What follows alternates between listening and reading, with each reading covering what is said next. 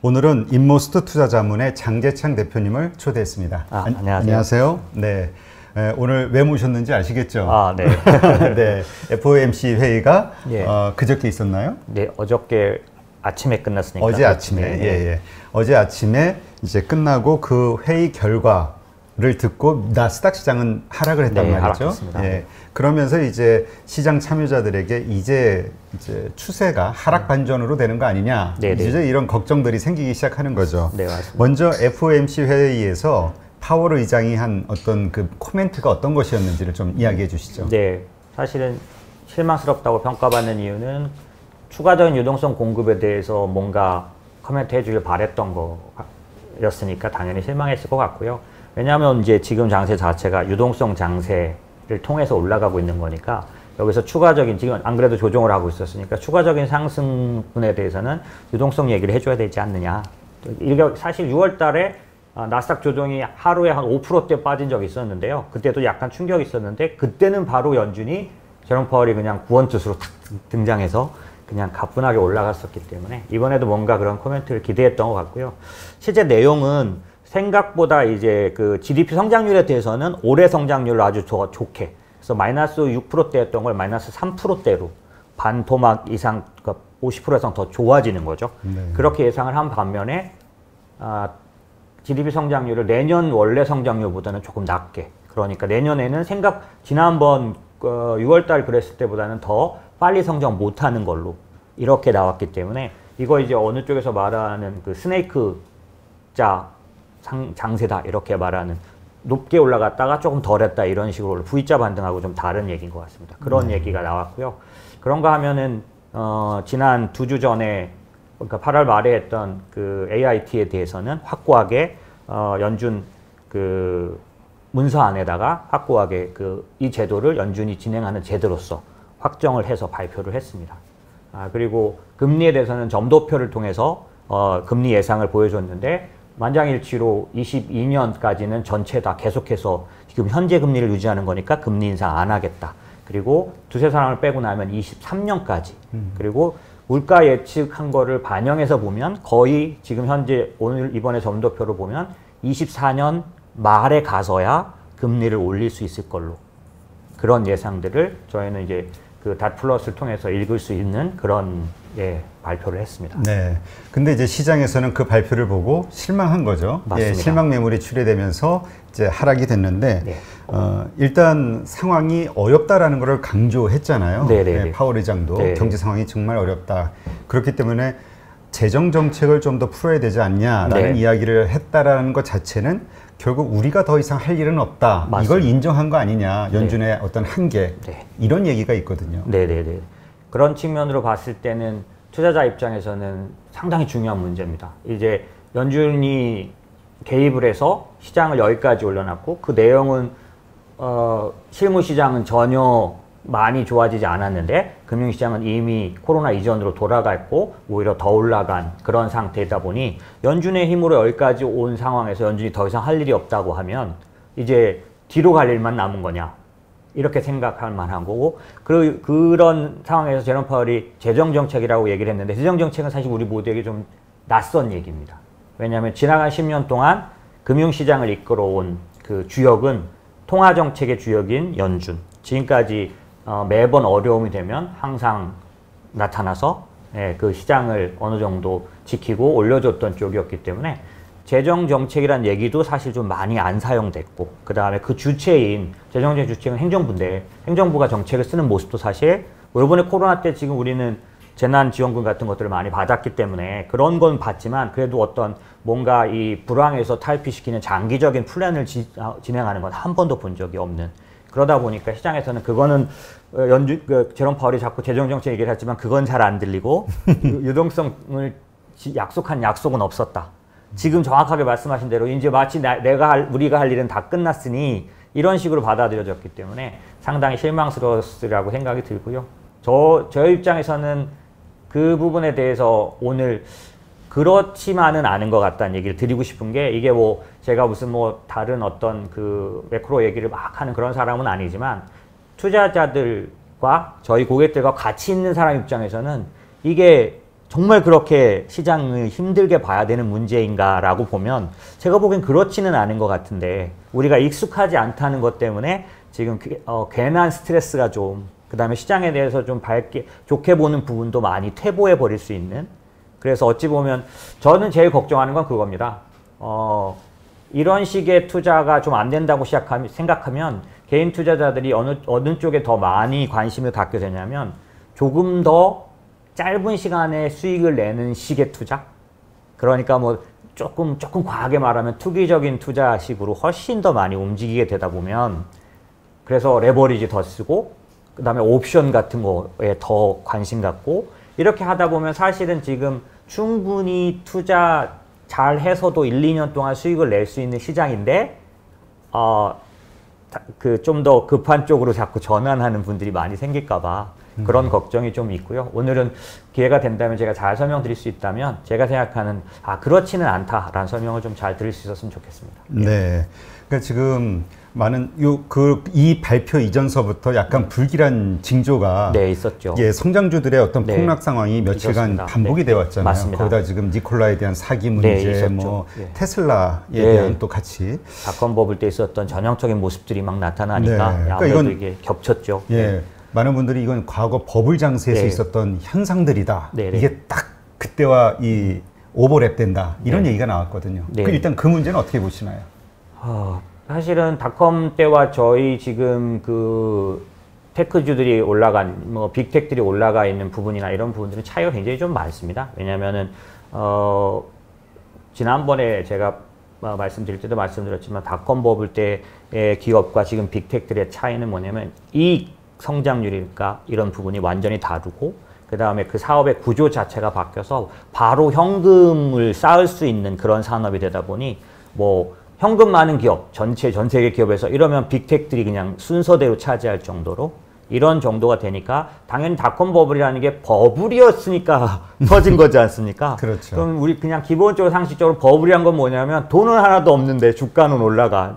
그 다음에 앞으로 이익을 볼 그런 기간이 오래 기다려야 되는데 먼저 주가가 올라가서 너무 오랜 기간이 걸리거나 이런 문제인데 지금 저희 빅텍들은 그거를 현금 보유나 그 다음에 5년간 5개 저희 빅텍 기업의 5년간 ROE 그러니까 그 이익 성장률 EPS가 성장한 것들을 보면은 2자릿수입니다. 5년 동안 평균적으로. 그러니까 이런 것들을 증명하고 있기 때문에 그때하고는 여러 가지 면에서 좀 상황이 다른 것 같고요. 다만 그 니콜라 같은 그런 사기 사건들이 나타나면 보통 저희들이 이거 좀 분위기 그러네 라고 할 수 있는 상황이 우연하게 좀 겹친 것 같고요. 지금 오늘 말씀 주제 나눌 이 재정정책 부분도 어떤 면에서는 저는 이렇게 봤으면 좋겠는데 시장에서 지금 한계를 느끼는 부분은 유동성의 한계인 것 같아요. 이제 공급됐던 유동성이 더 이상은 이제 추가적으로 안 들어오는 거 아니냐라는 그런 유동성에 대한 불안감 같은 건데 빅텍은 사실은 금리하고도 많이 민감이 있지만 시장을 유지해주는 어떤 힘이 있을 때 더 오를 것 같은데 얘들이 좋은 건 안다. 그런데 뭔가 시장에 가야지 가는 건데 이제 시장이 가는 거로는 유동성이 필요한 것 같다 이런 생각인 것 같은데 제가 오늘 설명을 드리는 내용 중에는 유동성 3가지로 봐야 좋겠다. 첫 번째는 통화정책을 통해서 지금 우리가 수년 동안 봐왔던 금리 내리고 돈 푸는 양적 완화 유동성도 유동성이지만 재정정책을 통해서 투입되는 유동성도 유동성이다. 그래서 오늘 제가 말씀드리려는 건 유동성이 이제 한계에 도달한 게 아니라 제롬 파월은 또 다른 유동성에 대해서 촉구하고 있는 거고 그 가능성에 대해서 이제 앞으로 우리가 더 구체적으로 보게 될 거다라는 거고요. 세 번째 유동성은 사실은 실제 금리가 마이너스로 들어가면서 전 세계의 개인 투자자가 한국의 동학개미처럼 시장을 바치고 가는 존재로서 많이 존재감이 부각됐는데 이게 한국만 그랬으면 유동성이란 말을 감히 못 붙이겠는데 전 세계의 개인 투자자들이 이대로 있으면 예금을 받아도 마이너스니까 오직 선택이라는 게 사실 투자 어떻게 보면 정확하게는 주식 투자밖에 없다는 같은 인식에 의해서 전 세계의 개인 투자자의 유동성이 들어와 있는데 그들이 시장을 움직이는 힘도 상당히 크기 때문에 이제는 지금 기존에 말했던 통화정책의 유동성, 그 다음에 지금 말씀드린 재정정책의 유동성, 또 하나 개인 투자자들의 유동성조차 우리도 지금 거의 50조, 60조를 얘기하고 있는 정도니까 이런 유동성조차 시장에는 여전히 있기 때문에 사실은 늘 보던 유동성은 고갈되는 것처럼 느끼실지 모르지만 전체적으로 시장은 뒤로 갈 만큼 그런 상황은 아니다라고 말씀드릴 수 있을 것 같습니다. 네, 일단 이번에 파월 의장이 이제 재정 정책을 촉구한 것, 예. 이제 그 자체를 정부에게 새로운 유동성을 풀라는 어떤 네. 그 메시지로 네. 이제 이해를 하신 거고요. 네네. 근데 이제 하나 저는 궁금한 게 뭐냐면 사실 처음에 3월 달에 이런 급락 사태가 있었을 때 연준에서 막 내놨던 여러 가지 그 양적 완화 정책하고 여러 가지 것들 보는데 보면은 왜 그 회사채 매입이라든가 네. 거기에는 뭐 정크본드까지 네, 그 매입하는 게 다 있었잖아요. 맞습니다. 근데 매입하기로 했던 그 규모보다 실제로 투자한 거는 아주 조금이라는 네. 이야기가 뭐 다 정설이니까요. 네, 맞습니다. 그러면 그 나머지를 약속을 지키면 그만큼의 유동성이 더 공급되는 거 아닌가? 이런 네. 생각이 얼핏 들거든요. 정확히 맞으신 겁니다. 오늘 제가 말씀드리고 싶었던 거고요. 이번에 FOMC에서 시장에서는 왜 더 추가적으로 약속하지 않았는가라고 말하는데 사실은 그냥 뒤에서 설명드릴 내용이지만 그냥 단도직입적으로 말씀드리면 이 연준이 지금까지 지나간 수십 년 동안 40년 동안 정확하게 펼쳐온 그 통화 정책은 한 3단계로 이루어졌는데 처음에는 금리만 갖고 하는 정책을 했고요. 두 번째는 금리를 내리는 것뿐만 아니라 국채를 사주는 자산을 매입하는 것까지 하는 그래서 저희가 그걸 양적 완화 단계라고 해서 M2라고 말하는데 지금은 이제 연준이 그 금리를 가동하고 그 다음에 국채나 이런 자산을 매입하는 것 플러스 재정 정책까지 쓰는 그런 정책을 MP3라고 말하는 이런 걸 요구한다고 하는데 이렇게 된 게 그냥 지금 투입할 유동성이 없어서가 아니라 지금 이제 그 말씀하신 것처럼 이제 쓸 걸 다 써서가 아니라 사실 따져보면 지금 그 유동성이 충분히 쌓여 있습니다. 그래서 이번 코멘트에서도 왜 그러냐 매달 800억 국채 사고 400억 MBS 사는 거 그대로 한다. 근데 이걸 이렇게 해석해야 되는데 그러면 시장에서는 그대로네? 이렇게 말할지 모르지만 사실은 연준이 발표하기를 지금 생각보다 그 경기가 좋아지고 있다라고 빠른 속도라고 말을 했는데 그대로 한다는 얘기는 더 적극적으로 부양한다는 의미와 다르지 않은 얘기인 거죠. 부양책은 아주 강력하게 쓰고 있다는 뜻이고 또 지적하신 대로 이미 준비해 놓은 유동성에 비해서는 회사채 매입이나 정크본드 매입에 관련돼서 얼마 들어가지도 사실 않았는데 폴론엔젤 채권을 사는 것도 별로 사지도 않았는데 효과가 있었기 때문에 안 쓴 게 맞고요. 그럼 도대체 그런 부분들에 대해서 연준이 왜 그러느냐라고 보면 단도직입적으로 말씀드리면 재정 정책이란 거의 주체가 행정부다 보니까 미국이 대선을 앞두고 있다는 게 많이 마음에 걸린 것 같습니다. 무슨 얘기냐면 대선에서 어떤 조합이 이루어지느냐에 따라서 예를 들어서 뒤에 제가 말씀드릴 내용이지만 바이든이 당선되고 만약에 공화당이 상원을 장악하는 이런 상태가 된다고 생각을 해보면 얼마든지 가능한데 그러면 바이든은 원래 계획대로 재정 정책이라는 걸 쓰고 싶겠지만 공화당이 상원을 장악하면서 지금 똑같은 현상이죠. 공화당과 민주당이 부닥치면서 한 달, 2달째 그 승인을 못 내고 있는 거죠. 이런 식으로 재정 정책은 아주 좋은 효과를 가져올 게 분명함에도 불구하고 이미 사실 제가 오늘 그래프 보여드리겠지만 증명됐어요. 미국은 앞에서 쏟아부은 돈으로 이미 일정 부분 소비를 회복시켜냈다라는 증거들이 나오고 있기 때문에 이거를 유지만 시켜주면 여기에는 다소 무리가 따르는 건 국채도 많이 발행해야 되고 재정 부채도 올라가기는 하지만 백신이 나오는 속도가 지금 빨라지고 있으니 일정 시간만 잘 버텨주면 사실은 미국은 훌륭하게 살려낼 수 있다는 게 눈에 보이는데 연준 입장에서는 그런데 만약에 이번 선거에서 아까 말씀드린 그런 조합이 나왔을 경우 삐걱거리면서 오랜 시간이 가게 될 경우 시장은 경기는 이제 시간을 더 끌 수가 없어질 경우 연준은 그때는 불가피하게 기존에 있던 유동성을 훨씬 더 쏟아붓는 정책들 예를 들면 올해 3월에 저희에게 대두됐던 정책들 중에서는 연준법을 변경해서 그러니까 일본은행처럼 아예 주식을 살 수 있는 ETF를 살 수 있는 법으로 변경하는 것도 얼마든지 가능합니다.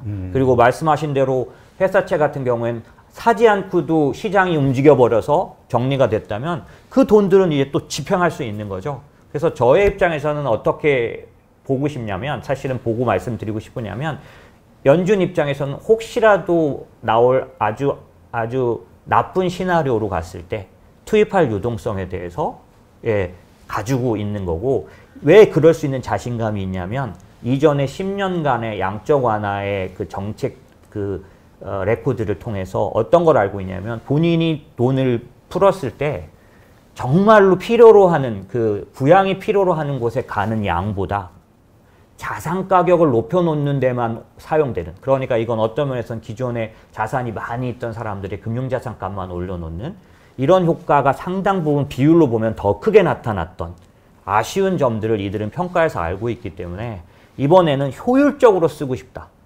이런 면에서 지금 유동성을 과하게 약속하지 않을 뿐이지. 그리고 6월달하고도 비교해보면 그렇게 바로 개입할 만큼 시장이 흔들리지 않을 거라고 보는, 이미 어느 정도 시장이 갖고 있는 어떤 그런 힘이라는 게 있다는 걸로 평가되는 그런 면들이 같이 나타난 게 아닌가 이렇게 생각하고 있습니다. 네.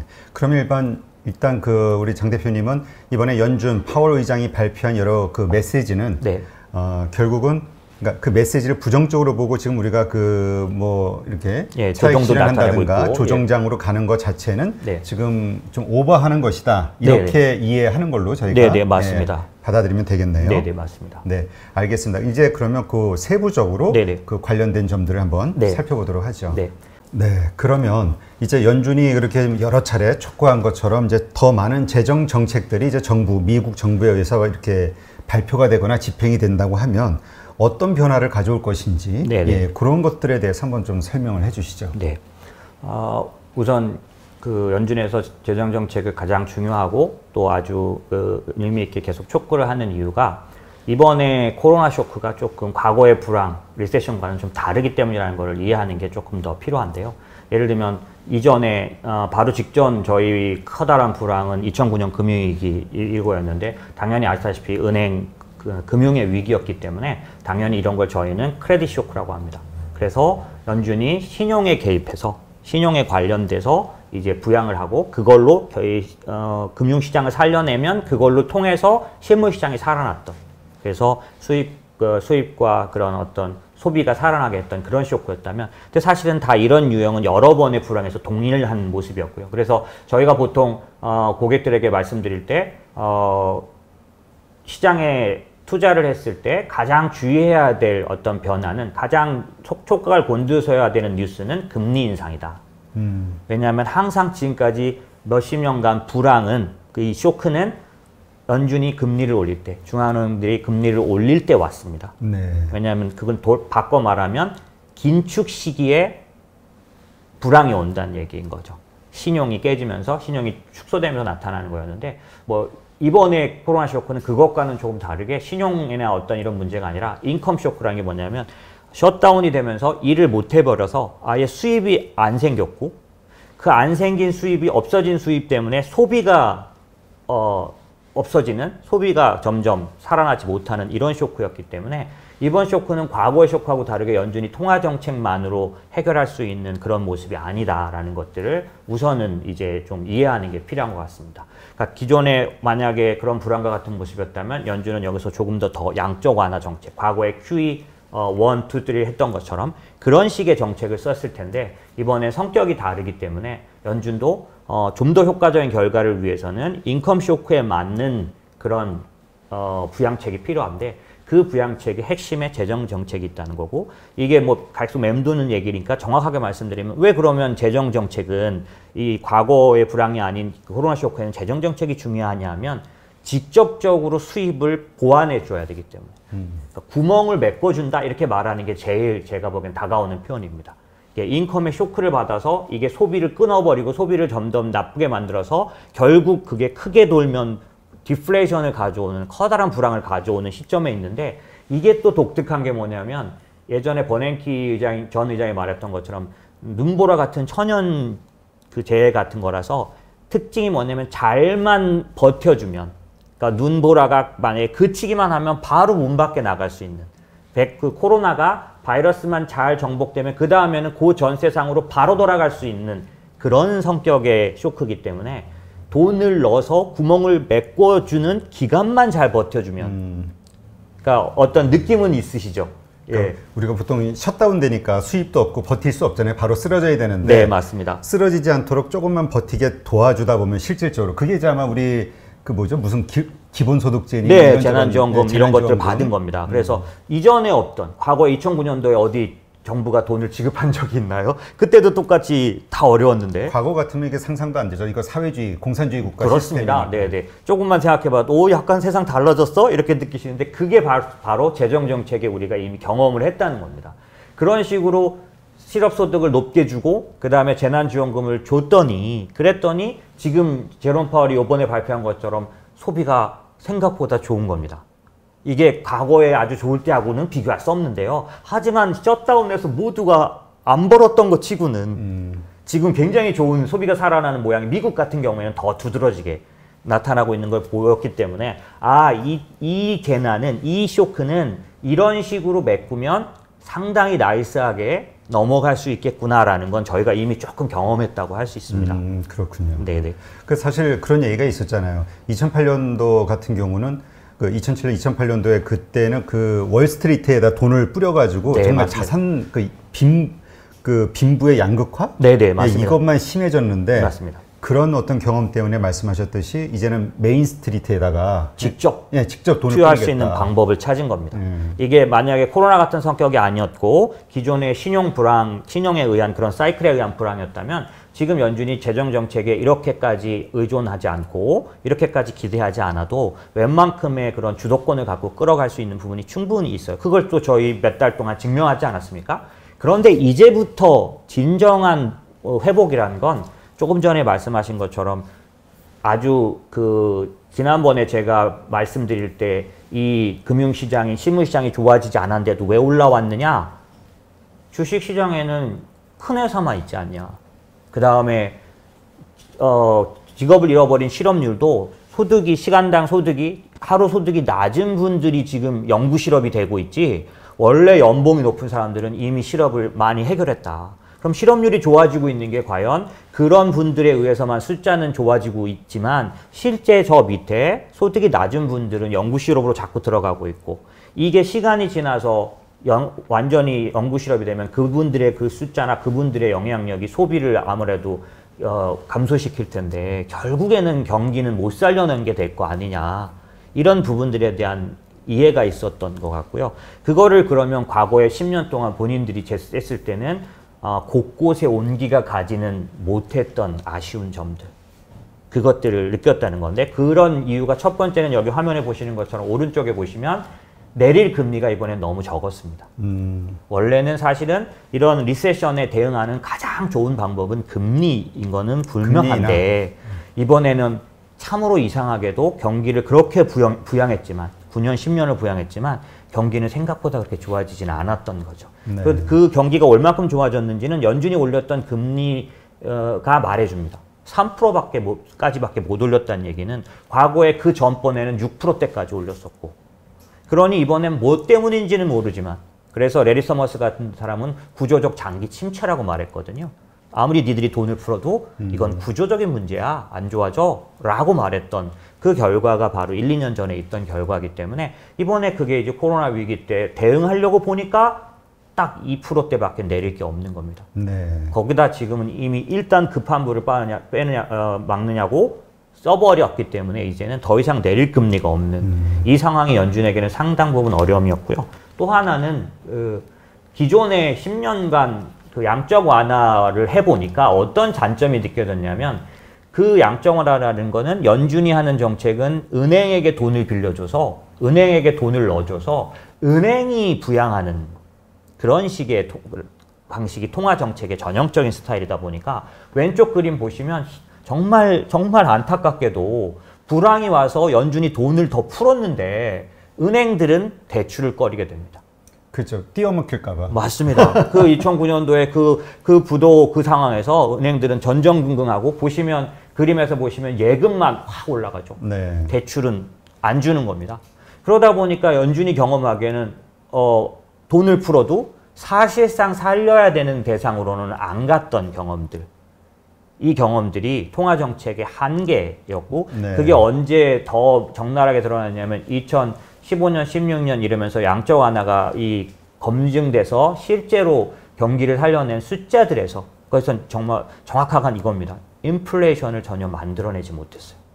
그렇게나 돈을 퍼붓는데도 그래서 모두가 다 이렇게 돈을 풀면 인플레이션이 나타나는 거 아니야 했는데도 10년 가까이 인플레이션이 2라는 그 타겟을 맞춘 적이 없어요. 네. 1.5 밑으로 헤맸던 거죠. 그래서 연준의 그런 경험들이 연준은 그러면 이번에는 그런 제한점들을 좀 뛰어넘어서 직접적으로 은행을 통해서가 아니라 직접적으로 부양할 수 있는 거가 뭐가 있느냐라고 한다면 그거는 미국으로서는 1930년대 대공황 때 가장 뚜렷하게 나타났던 저희가 뉴딜이라고 요즘 많이 알고 그렇죠. 있는 예, 직접 정부가 돈을 집어넣고 직접 고용을 창출하고 하는 이런 정책들에 대해서 연준이 많이 고려하게 됐고 이번에는 그거를 이제 구체적으로 실행하는 그래서 그 MP3라고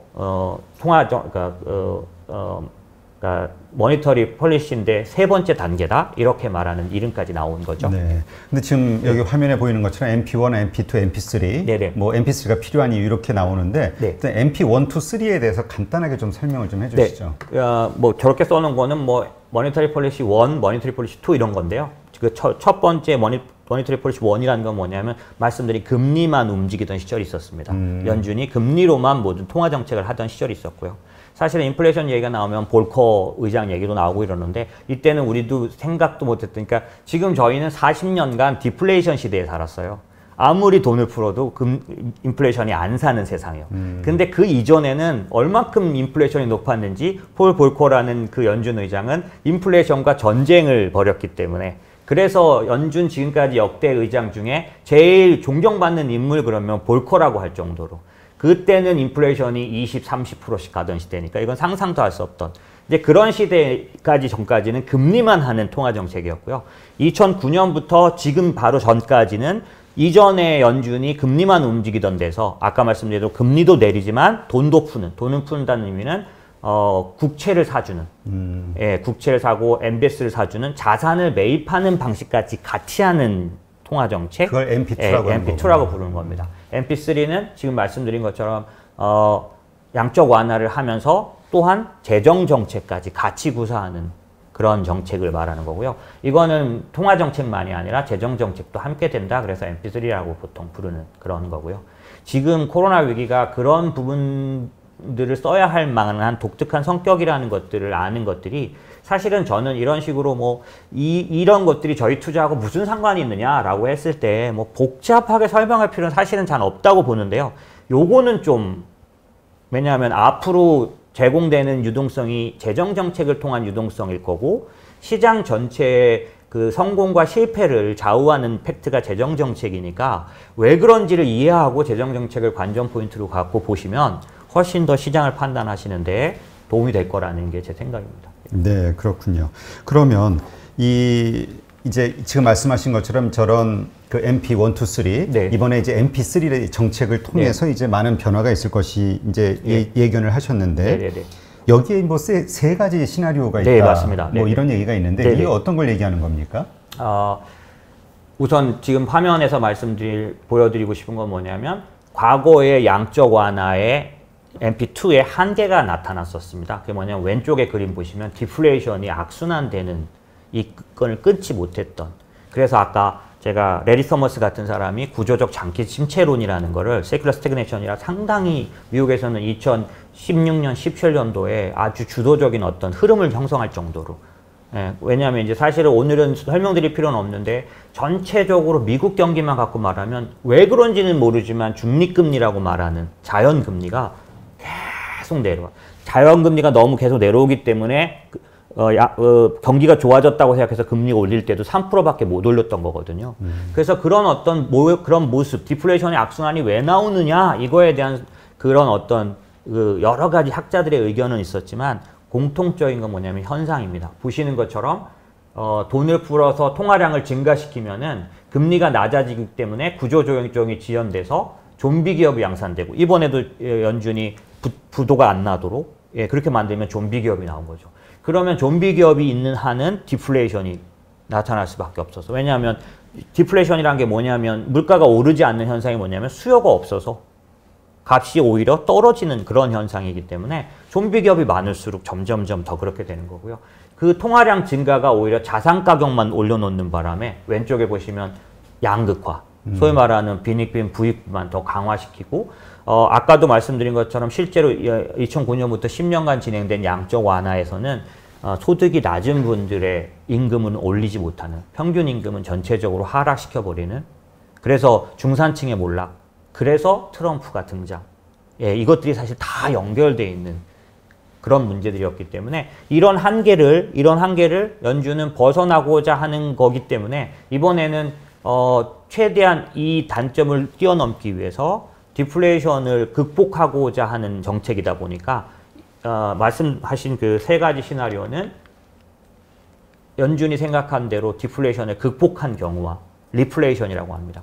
이거는 인플레이션이 좀 나타나지만 인플레이션을 못 나타나니까 디플레이션인데 인플레이션이 좀 나타나지만 아주 부정적인 어떤 인플레이션이 되지는 않은 상태. 그래서 주식시장에서는 사실은 리플레이션 장세를 골디락스라고 뜨겁지도 차갑지도 않은 그런 장세라고 말하는 그런 리플레이션 장세가 가능하고 두 번째는 만약에 이렇게 해서 재정정책까지 사용해서 경기를 살리고 실제로 인플레이션을 어느 정도 만들어내서 결국 목표는 뭐냐면 인플레이션이 목표가 아니라 인플레이션이 만들어져야 수요가 살아나기 때문에 수요를 살리는, 그러니까 소비가 살아나기 때문에 소비를 살리기 위해서 인플레이션을 살리는 건데 인플레이션을 살리려고 했지만 실패할 경우는 디플레이션이라는 그 기존의 악순환에 그대로 들어가는 게 하나 더 시나리오고요.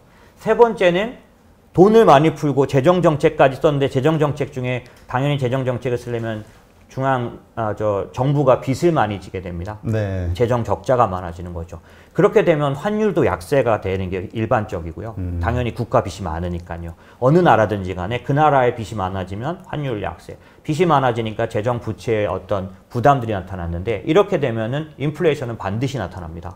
근데 인플레이션은 나타났는데 경기를 살리지 못하면 말씀드린 것처럼 인플레이션이 나타나면서 경기는 나빠지는 스태그플레이션이라는 상태에 들어가게 되는 거고요. 과거에도 이랬던 적이 있기 때문에 그래서 저희가 지금 재정정책이라는 그런 렌즈로 시장을 한번 앞으로 보면 이렇게 세 가지 시나리오가 나온다는 거죠. 그럼 이제 지금 말씀하신 이러한 그러니까 향후 앞으로 어떤 현상, 리플레이션 현상이 벌어지냐, 디플레이션 현상이, 스태그플레이션 현상이 벌어지냐, 그걸 잘 관찰을 해야 된다는 맞습니다. 이야기네요. 네, 맞습니다. 그거에 따라 우리의 대응이 달라야 된다는 말씀이죠. 네, 그렇군요. 그러면 이제 우리가 이 앞으로 벌어지는 현상에 대해서 이제 잘 관찰을 하고 네. 어느 쪽에 가까운 현상이 벌어지냐에 따라서 이제 우리가 주식시장, 그러니까 네. 투자자로서 네. 대응하는 방법을 이제 정하면 되겠네요. 네, 맞습니다. 그러니까 이거를 보고 그 대응을 한다라고 하면 일단 투자자 입장에서는 좀 불안감은 덜어지겠네요. 맞습니다. 그러니까 포트폴리오를 짠다고 하는 작업은 포트폴리오를 세팅하고 내가 진행한다고 하는 작업은 첫 번째 우선적으로 필요로 하는 게 뭐냐면 시나리오가 있어야 합니다. 무턱대고 이것저것을 가져다가 조합하는 게 포트폴리오가 아니죠. 그리고 절대적인 포트폴리오라는 건 있을 수가 없습니다. 왜냐하면 시장이 변하는 변수들이 있는데 뭘 갖다 모아놨다고 잘 되는 투자는 없는 거거든요. 뭘 모으느냐가 중요한데 그러려면 앞에 뭐가 있어야 되느냐? 시나리오가 있어요. 리플레이션으로 간다면 이런 포트폴리오를 필요로 한다. 디플레이션으로 간다면 이런 포트폴리오를 필요로 한다. 스태그네이션도 마찬가지인데 스태그플레이션도 마찬가지인데 그러다 보니까 만약에 개인 투자자 같은 경우는 이거를 세 개 다 포트폴리오를 짜서 가져가기란 어렵습니다. 그렇죠. 그런 측면에서는 이 세 가지 장세의 확률들을 좀 체크하고 전체적으로 제일 많이 효과적으로 커버할 수 있는 그런 포트폴리오를 만들어가는 공통 요인들을 뽑아내는 그런 방법이 개인 투자자로서는 더 좋기 때문에 오늘은 이제 그런 방법에 대한 얘기를 드리려고 합니다. 네, 알겠습니다. 자, 그러면 현 시점에서 어쨌건 이제 말씀하신 그 세 가지 시나리오에 의해서 이제 시장이 움직이는 거를 보면서 대응하면 되겠지만 네. 또 항상 돌발 변수라는 게 맞습니다. 있고 네. 상존하고 있는 위험 요소들은 있는 거잖아요. 맞습니다. 그런 것들이 또 갑자기 터질 수 있는 거니까 네, 네. 우리가 현재 조심해야 되는 위험 요인들은 어떤 것들이 있을까요?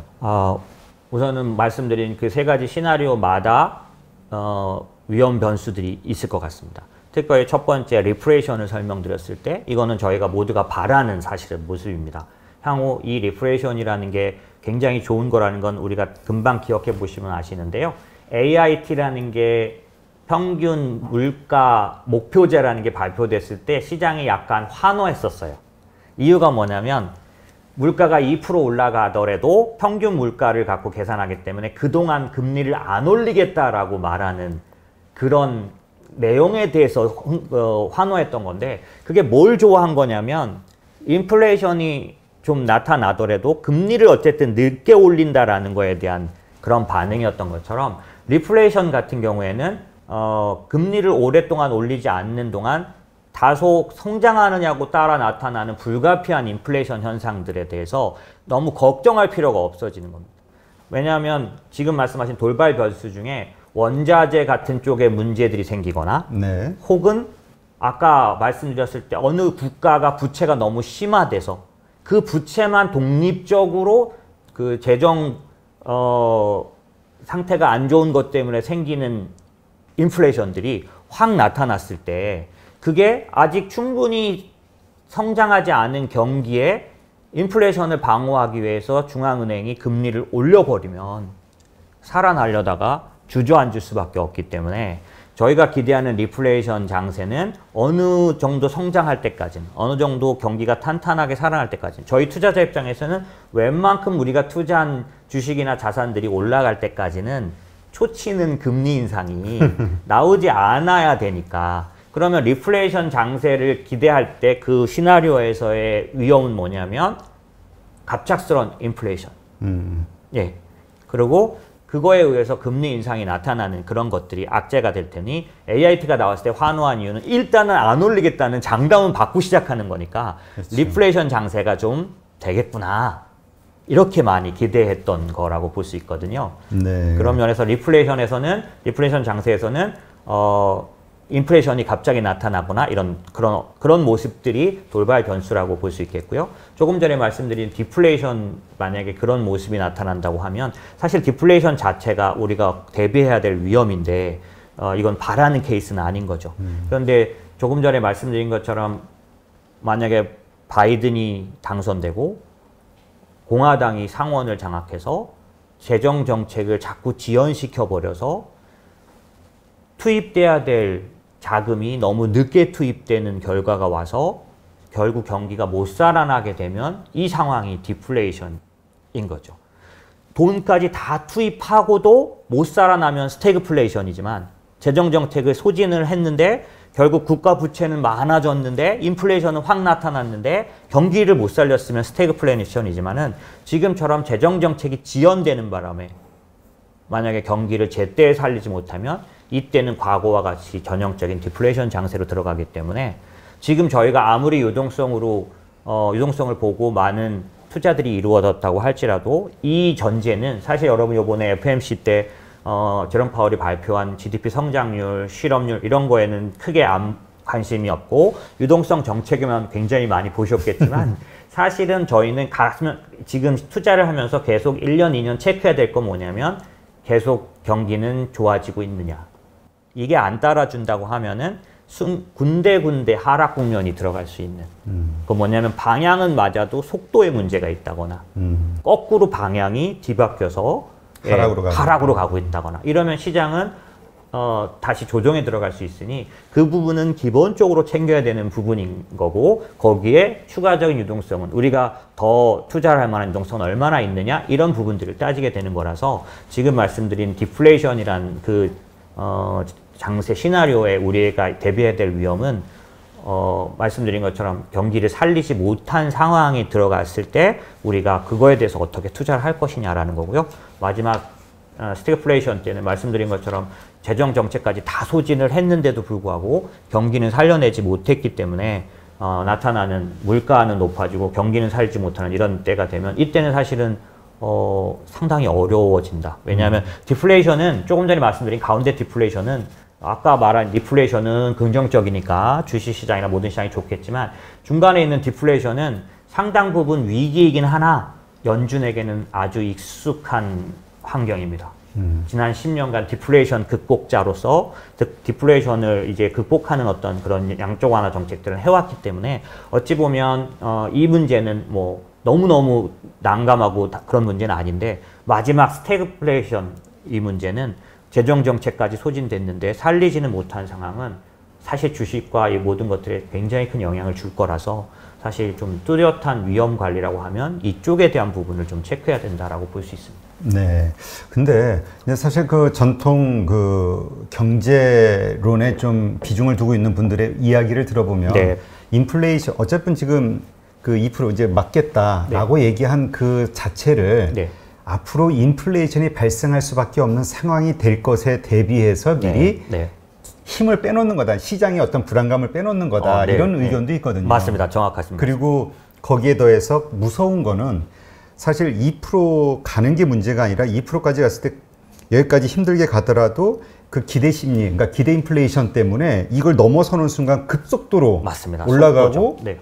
그거를 연준이 그 단계에서 막기는 정말 힘들다. 관리가 어려운 국면이 틀림없이 있습니다. 그거에 대한 위험성을 얘기하는 분들도 있거든요. 맞습니다. 그래서 지금 시장은 제가 시나리오라고 말씀드린 게 사실 시장의 컨센서스는 제가 이렇게 찾아보니까 지금 한국의 증권사 하우스들의 인플레이션, 디플레이션에 대한 의견을 보니까 한 7대 3 정도로 7 정도, 70% 정도는 무슨 말이냐. 지금까지 10년 동안 그렇게 돈을 풀었는데 인플레이션 없었다.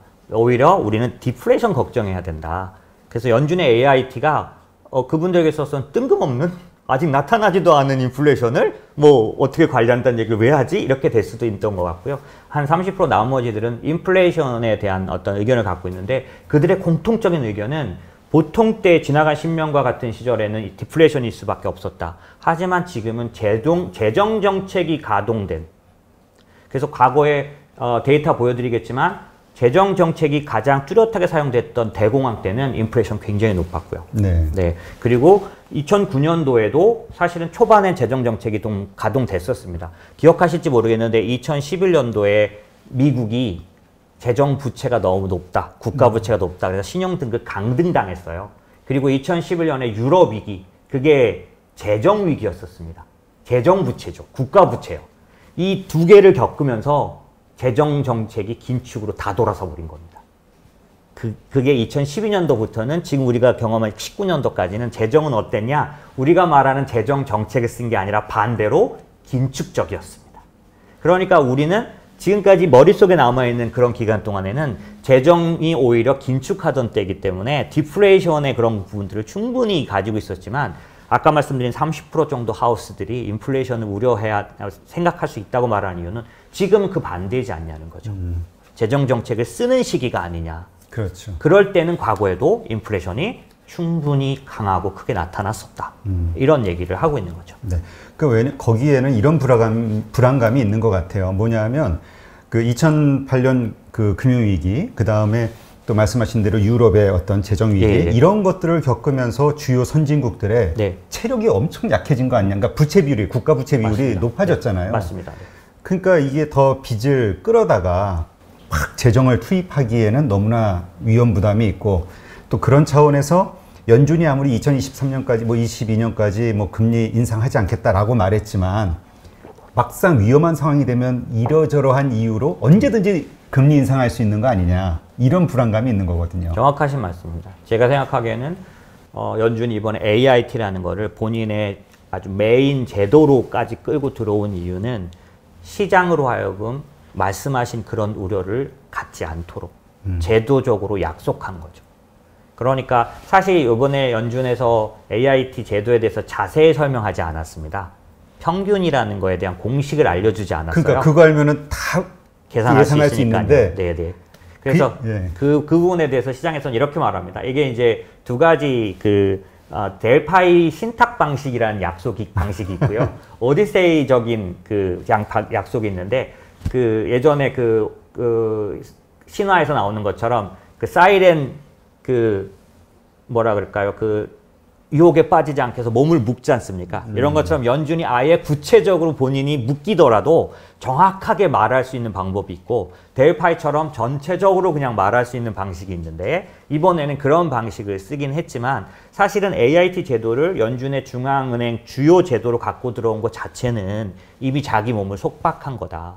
왜냐하면 어떤 방식이 되더라도 올리지 않겠다고 약속한 그 지점에 관해서는 분명하다라는 거고 물론 이제 조금 더 부정적으로 보려면 그래도 그 규칙을 안 말해줬으니 지 맘대로 규칙을 바꿔서 야 이제 빨리 됐어 이렇게 말해버리면 어떡하냐 이렇게 생각할 수도 있는데 사실은 앞에 부분 말씀드린 것처럼 연준이 오랫동안 10년 동안 내린 결론들에 의해서 재정정책이 반드시 필요하다라고 하는 이런 시점들은 저희는 뭘 보고 있냐면 페드는 외부에다가 돈을 주고 많이 연구를 진행합니다. 그래서 요번에도 그 AIT를 내기 전에 논문들을 쫙 발표했어요. 이거는 그 페드 홈페이지에 가면 다 올라와 있습니다. 거기에 보면 이 AIT 제도에 대한 어떤 논문들이 쭉 다 올라와 있는데 그 연준의 의견은 뭐냐면 기본적으로는 과거의 통화 정책에 대한 어떤 아쉬움, 실패라고 말을 할 수는 없지만 그런 부분들이 충분히 반영된 채로 이번에 결과적으로 얘기를 한 거고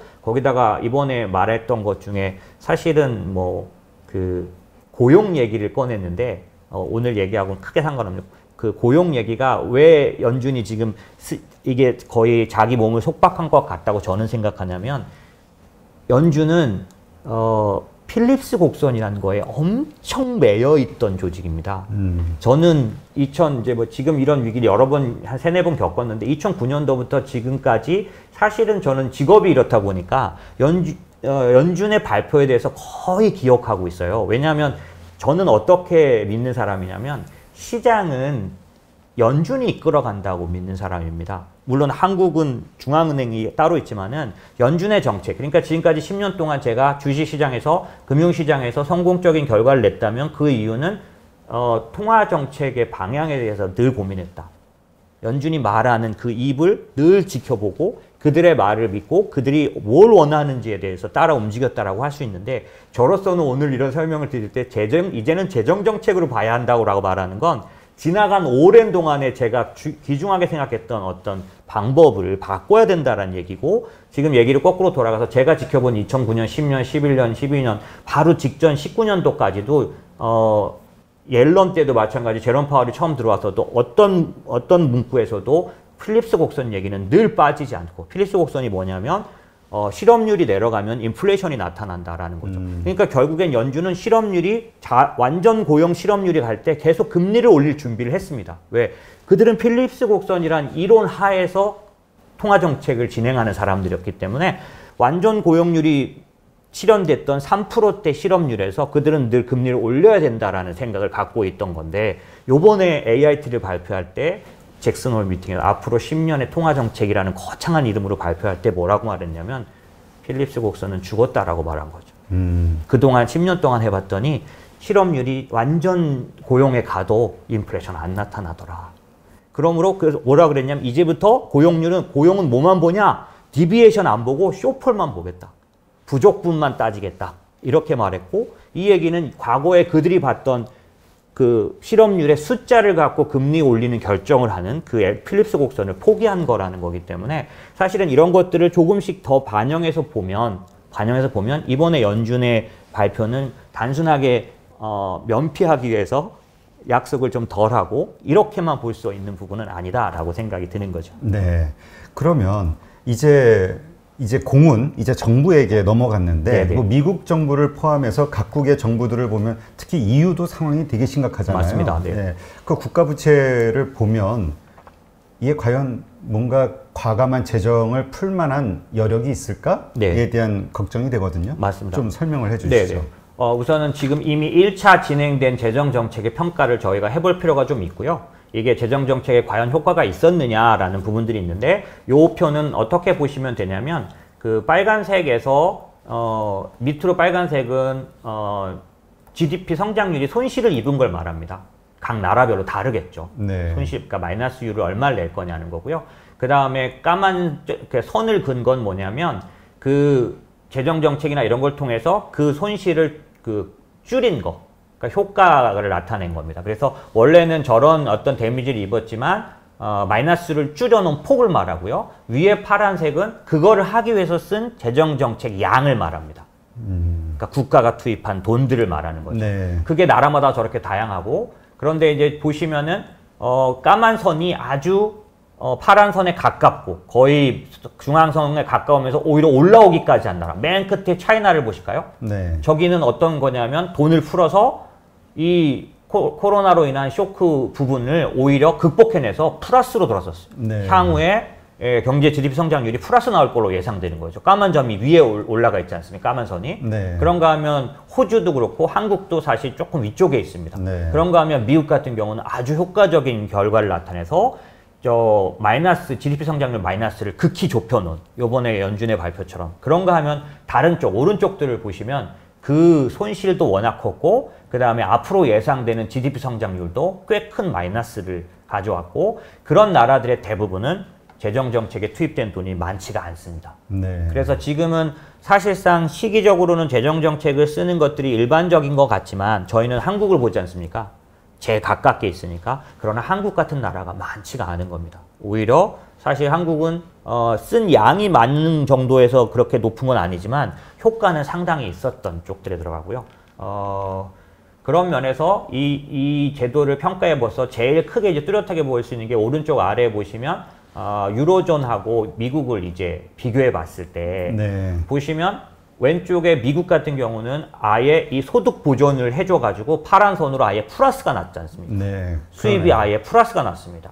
그런데 유로존 같은 경우는 얼마 못 복구시킨 거죠. 재정 투입을 했지만. 풀어도. 네네. 그래서 아직도 그 각각의 사람들에게 필요한 돈은 마이너스 상태입니다. 저 빨간 그래프의 의미가 뭐라고 그러셨죠?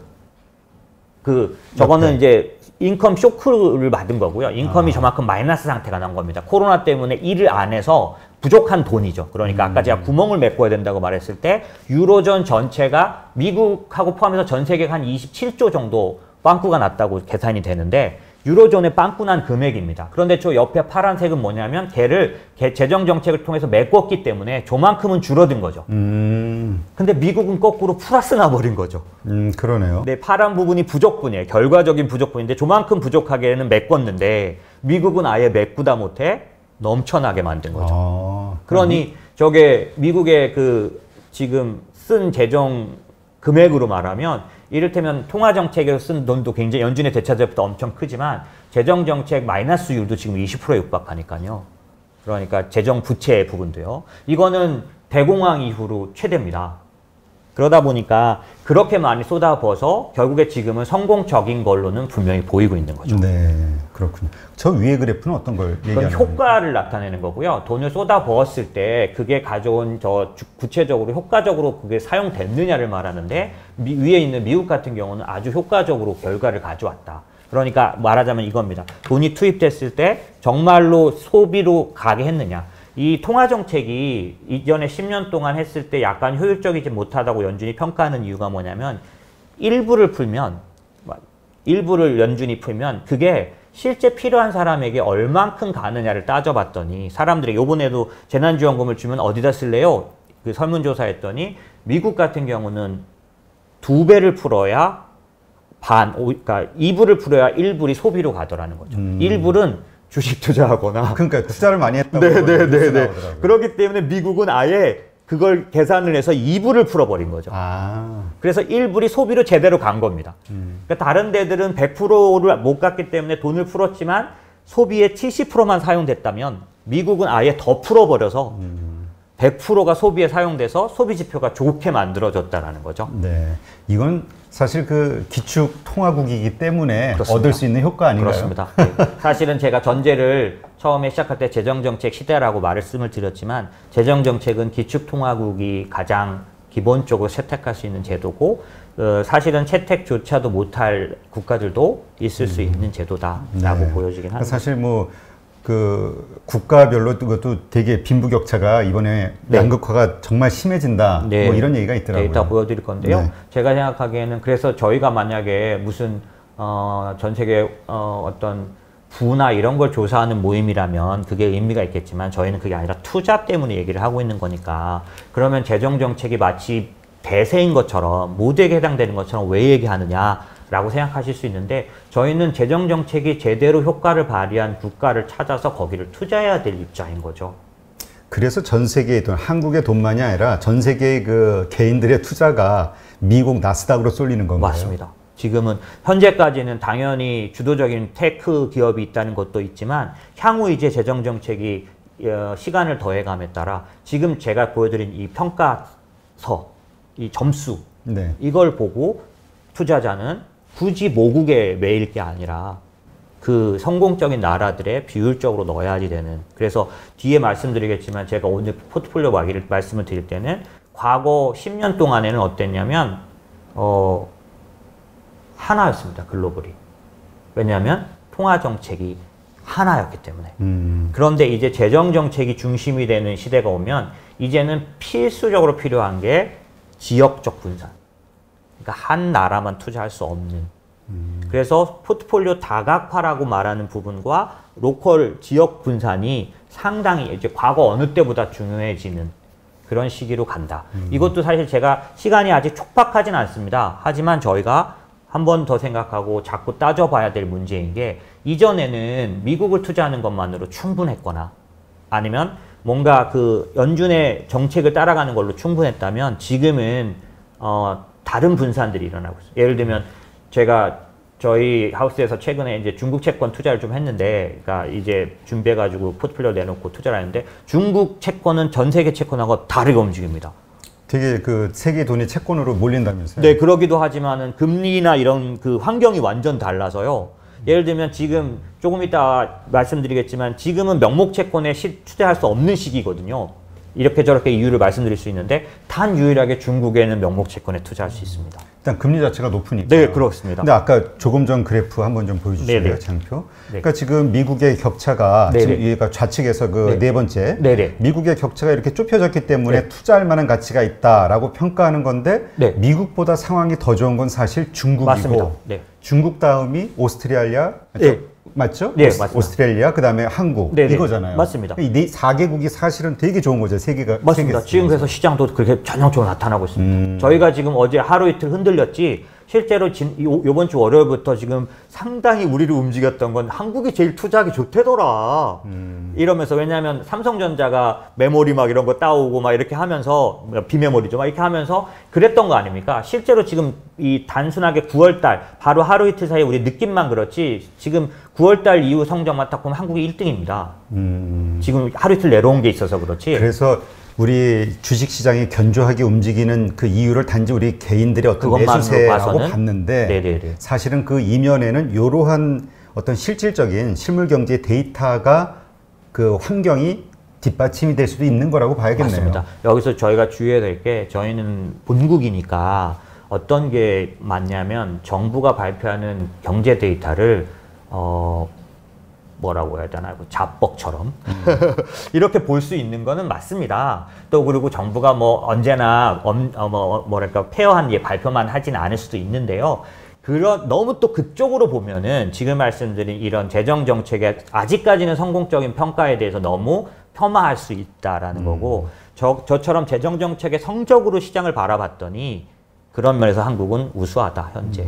근데 지금 그 또 다른 그 중요한 포인트가 중국은 지금 사실 세계에서 가장 좋은 상황이잖아요. 그래서 맞습니다. 이제까지 미국에 주로 투자하시다가 이번에 중국 채권에 투자를 하셨다는 네, 거고요. 이 네. 데이터를 보고. 네네. 그럼 일단 첫 번째, 이 데이터는 이 그래프는 어디에서 나온 데이터입니까? 이거는 그 브리지워터스라는 그 레이달리오의 레이달리오. 네. 근데 그 혹시 이제 말씀을 제가 드리면 그 하우스를 신뢰하는 게 아니라 제가 레이달리오의 어제 오늘은 레이달리오의 피오 알파가 18% 마이너스 났다 그래서 지금 들썩들썩합니다. 근데 좀 그렇게 마이너스 내는데 말을 왜 믿어? 뭐 이러실 수도 있는데 전 오래전부터 브리지워터스 레이달리오의 하우스 의견을 존중하는 이유가 뭐냐면 다른 게 아니라 이들은 전부 빅데이터로 합니다.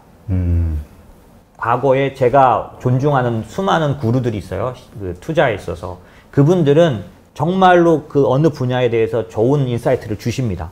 그런데 문제는 뭐냐면 워렌 버핏처럼 세상이 바뀐 건 어쩔 수가 없습니다. 최근에 워렌 버핏의 포트폴리오 바뀌는 거 보십시오. 거의 금과 중국으로 몰리는 것 같아요. 네, 상품 투자를 지금 메리골드도 사고 천연가스 회사도 사고 이런 식으로. 근데 이번에는 또 그 이슈가 된 게 나스닥에 이번에 상장하는 회사, 스노우플레이크 이런 회사 기술주를 샀지 않습니까? 이런 식으로 변화하는 거 이거 너무 대단하긴 합니다. 왜냐하면 그 관록에서 자기의 의견을 바꾸고 한다는 건 대단한데 저는 그렇기 때문에 투자 시장에서 이제는 데이터를 통해서 말하는 하우스를 굉장히 제가 존중하는데 브릿지워터스가 그런 데입니다. 지금 이 그래프가 자기의 직관을 나타낸 게 아니라 전 세계 하우스 중에서 가장 컴퓨터에 돈을 많이 쓰는 회사. 그 옛날부터 슈퍼컴퓨터를 들여놓은 회사. 어쩔 수 없이 데이터를 다루기 때문에. 네.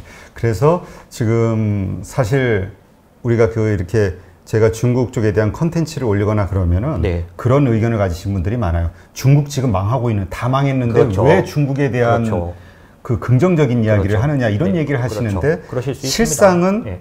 이러한 어떤 데이터들을 보면은 네. 그리고 이런 데이터들을 기반으로 실물 투자자들이 투자하는 근거가 바로 여기에 있는 거군요. 맞습니다. 중국이 가장 회복도가 좋다. 네.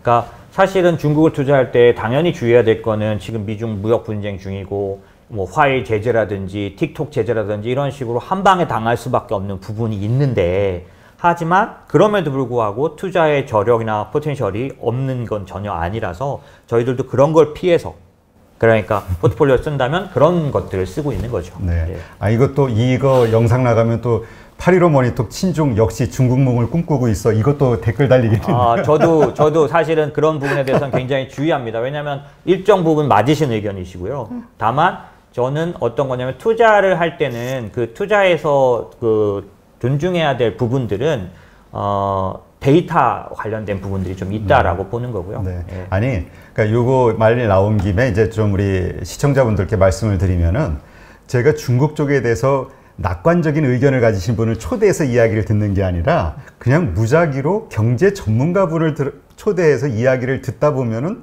중국에 대한 이런 데이터들이 자꾸 나오는 거예요. 이게 자꾸 겹치니까. 네, 그러시군요. 근데 우리가 의도적으로 이러한 데이터를 자꾸 내세우면서 중국에 대해서 자꾸 포장을 하는 것처럼 느끼는 분들이 있더라고요. 그래서 제가 드리는 말씀입니다. 그것 자체는 거부감을 가지실 수 있지만 전혀 안 그러신 것 같습니다. 저도 사실은 뭐 그런 얘기를 중국 관련해서 그런 얘기를 들어본 적은 없는 사람이라서. 근데 사실 지난번 방송에서는 미국에 주로 투자를 해야 되고 중국에는 약간의 리스크가 있기 때문에 약간만 뭐 이렇게 담궈야 되는 이런 식으로 표현하셨는데 사실 이번에는 좀 중국의 포트폴리오를 늘리셨다는 거니까. 네네네. 그것도 이제 지금 뒷부분에 말씀드리겠지만은 중국도 이제 저희가 오랫동안 중국 기술주 투자해 왔습니다. 물론 이제 중간에 뭐 미국 시장에서 퇴출당하고 이런 것도 있었지만 저희는 이제 중국 인터넷 관련된 대형주들을 투자해 왔기 때문에 성적도 나쁘지 않았고요. 그리고 저희만의 원칙들이 있습니다. 저희는 중국의 대형주 위주의 인덱스 투자하진 않았습니다. 지금 현재 중국이 왜 성적이 안 좋냐면 그 대형주의 중심이 은행인데 은행이 지금 안 좋거든요. 그래서 어쨌든 저희는 잘 피해서 잘 해왔는데 지금 말씀드린 건 이제 중국 제품 같은 것들은 뭐냐면 이런 겁니다. 그 상관관계가 없어졌어요. 그러니까 많이 벌어진 거죠. 예전엔 글로벌은 상관관계가 다 0.7, 0.8, 0.9였다면 월가 아침에 미국 시장 끝나고 나면 한국 시장이 그거에 영향을 받아서 움직이는 게 일상사였습니다. 그런데 이제 한국과 미국이 그렇다는 게 아니라 전체적으로 재정 정책에 의해서 국가 간 상관관계가 상당히 과거처럼 안 움직이는. 왜냐하면 뭐 제가 뭐 말씀드리겠지만 탈세계화. 저희가 항상 좀 중요하게 생각하는 정말 중요한 팩트는 뭐냐면 어디 포트폴리오를 짤 때 그 포트폴리오 안에서 서로 간의 상관성이라는 걸 따지게 되는데 이제 지금 재정정책 시대로 들어오면은 과거에 글로벌이 하나로 움직이던 그래서 밸류체인이 중국에서 만들고 베트남에서 완성해서 뭐 이런 밸류체인이 아니라 지금은 탈세계화하고 있지 않습니까? 그 내용은 리쇼어링이라 그래서 자기네 나라의 밸류체인을 단독으로 갖고 싶어 하는 그래서 미국 정책으로 보면은 TSMC 미국 들어와라, 삼성전자 미국 들어와라 뭐 이런 식으로 하는 그런 거다 보니 밸류체인이 각자 내국에 존재하는 그런 방식이 되면 국가 경제가 아까 재정정책에서 움직이는 부분도 다르겠지만 그 기업들의 실적조차나 뭐 그런 색깔 자체가 달라지니까 이제 앞으로 포트폴리오 짤 때는 국가별 그런 어떤 상관관계를 높은 걸로 보지 말고 이 분산하는 거에 대한 생각을 어느 정도 많이 해야 된다. 그런 면에서 중국도 가치가 있다 이렇게 보여집니다. 그러니까 지금 현재 코로나 이후에 벌어진 상황을 보니 지금 좌측편에 있는 4개국이 가장 상황이 좋으니 그 좋은 나라들의 투자를 하는 게 좋은 것이다. 이제 이런 의미로 저희가 이해하면 되겠네요. 네, 맞습니다. 알겠습니다. 브릿지워터스에서 나온 그 데이터들을 보더라도 이제 지금 그 상황이 세계 상황이 좀 많이 변하고 있다. 이걸 이제 이해할 필요가 있는데 지금 레이 달리오가 또 그 경고하고 있는 것 중에 하나가 기축통화로서의 달러의 지위가 좀 약화될 것이다. 그다음에 달러는 약세로 갈 것이다. 뭐 이런 것들에 대해서 이야기하고 있잖아요. 맞습니다. 이 부분에 대해서는 어떻게 이해를 하시나요?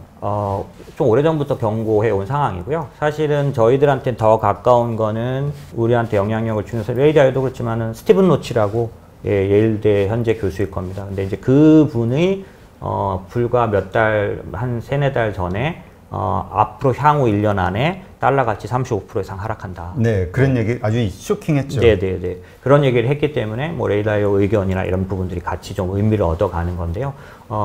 최근에 블룸버그랑 인터뷰한 게 있어서 그 얘기를 직접 말씀드리면 될 것 같아서 화면에다 넣었고요.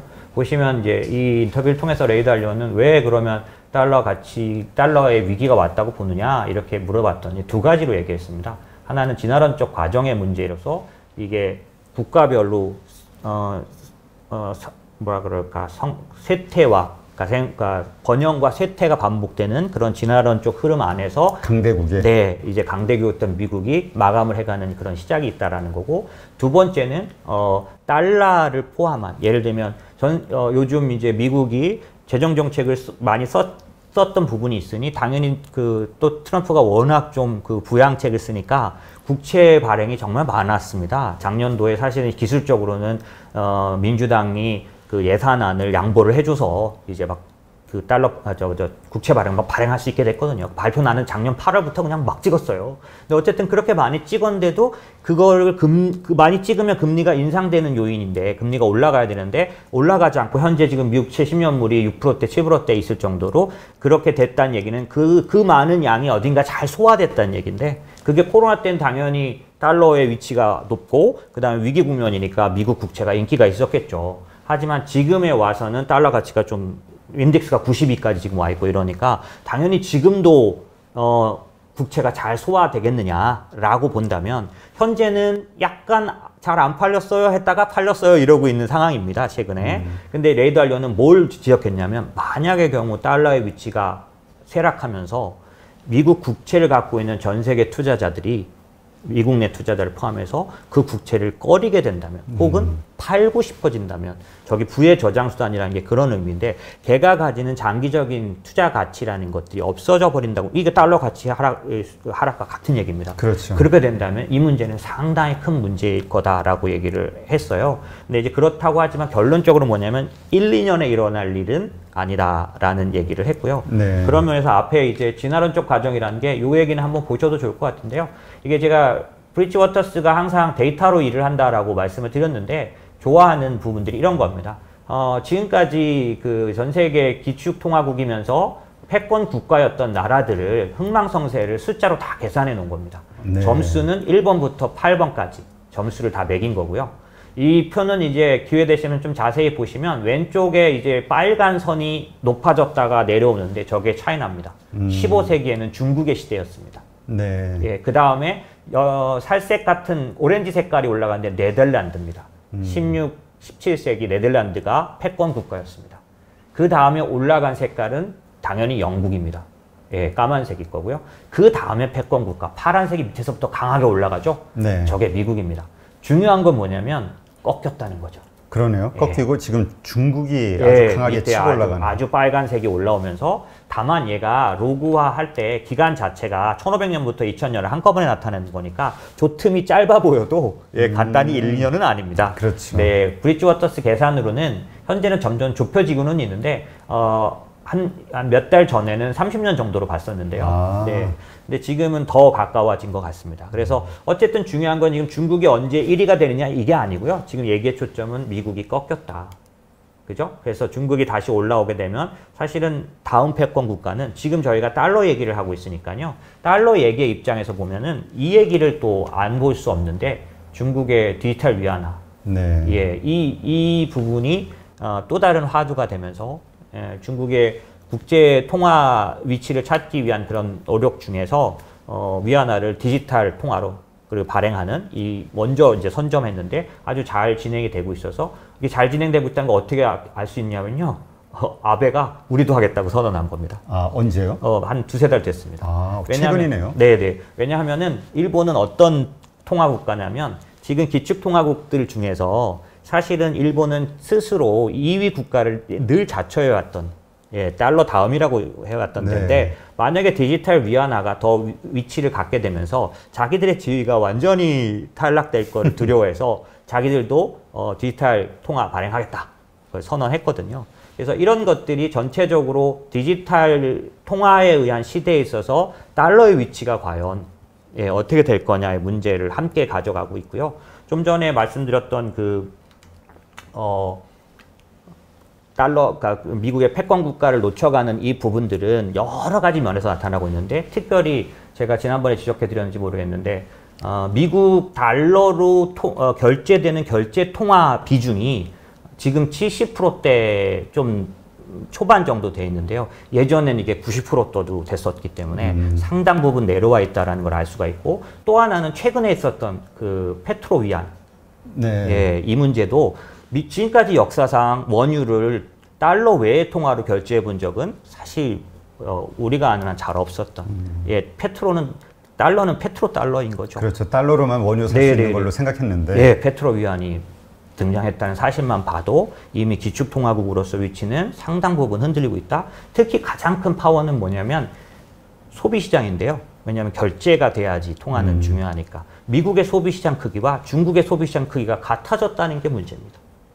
6조 달러로. 이거는 정말 쇼킹한 일인데, 왜냐하면 중국이 마음만 먹으면 결제통화 달러를 만약에 부인해버리면 지금 미국의 70%대 그 결제통화 그 비율이 얼마큼 떨어질지를 금방 알 수 있고, 말 그대로 기축통화국이 아니게 되는 겁니다. 그러다 보니까 지금 말씀드린 것처럼 현재 상황은 그다지 녹록한 상황은 아니지만, 다만 대안은 없어요. 현재 레이달료도 딱 의견일 겁니다. 그렇다고 해서 지금 내가 다른 통화로 뭐 이동을 해라라고 말은 안 한다. 다만 분산은 어느 정도 필요하지만, 왜 지금 달러 가치가 떨어지는 이 문제는 다른 통화도 마찬가지예요. 왜냐하면 코로나 때문에 너무 많이 발행하고. 그렇죠. 모든 나라가 다 양적 완화를 하고 있습니다. 같은 이유니까 지금은 어떤 엑시트할 상황은 아니다. 이런 얘기입니다. 그러니까 분명한 거는 그 기축통화국으로서의 미국의 그 지위가 점점 약화되고 달러의 가치가 점점 약세로 돌아가는 것은 사실이지만, 그렇다고 해서 당장 기축통화 달러를 대체할 만한 건 위안화도 지금 상황은 안 되는 거고, 그렇게 안 없는 거죠. 맞습니다. 그러니까 이런 약해지는 상황을 상당한 시간 그냥 같이 끌고 갈 수밖에 없는 이런 걸로 이해하면 되겠네요. 맞습니다. 거기에 하나만 조금 더 추가로 말씀을 드리면, 그런 식으로 기축통화로서의 가치나 이런 거는 여전히 유지가 되겠지만, 다만 투자의 입장에서 보면 조금 다른 얘기가 있는데, 그게 지금 보여드리는 것처럼 미국 채권의 가치에 대한 부분은 좀 달라졌다는 겁니다. 이게 뭐냐면 부의 저장 수단의 역할을 이제 잃어버리고 있다는 얘기인데, 이건 뭐냐면 미국 채권을 포트폴리오로 갖고 있을 때 예전에 해주던 역할을 이제 앞으로는 못한다. 이거는 기축통화 위치를 잃어버려서 이런 뜻은 아닙니다. 하지만 지금 어떤 의미 때문에 그러냐를 이해하시면 제가 생각하기엔 조금 중요한데요. 왜냐하면 예전에는 연금 같은 데서 장기적으로 안전하게 가져갈 때 40대 60 포트폴리오 이런 식으로 채권을 60% 가져가거나, 또 일반적으로 퇴직연금은 아직도 저희가 40%는 무조건 30% 40%는 그 채권을 사도록 되어 있습니다. 그런데 문제는 뭐냐면 이 채권들이 현재는 명목 채권이라고 말하는 채권들이 어떤 상태에 있는지를 좀 보시면 제로금리 시대인 거죠. 그러면 어떤 생각을 할 수 있냐면 이렇게 한번 바라보실까요? 뭐냐면 채권은 금리가 내려가야 수익이 나고요. 만약에 올라가면 손해가 납니다. 그러면 지금은 위험으로 봤을 때 내려갈 수 있는 폭은 극히 작으면서, 왜냐면은 사실상 제로금리 시대니까요.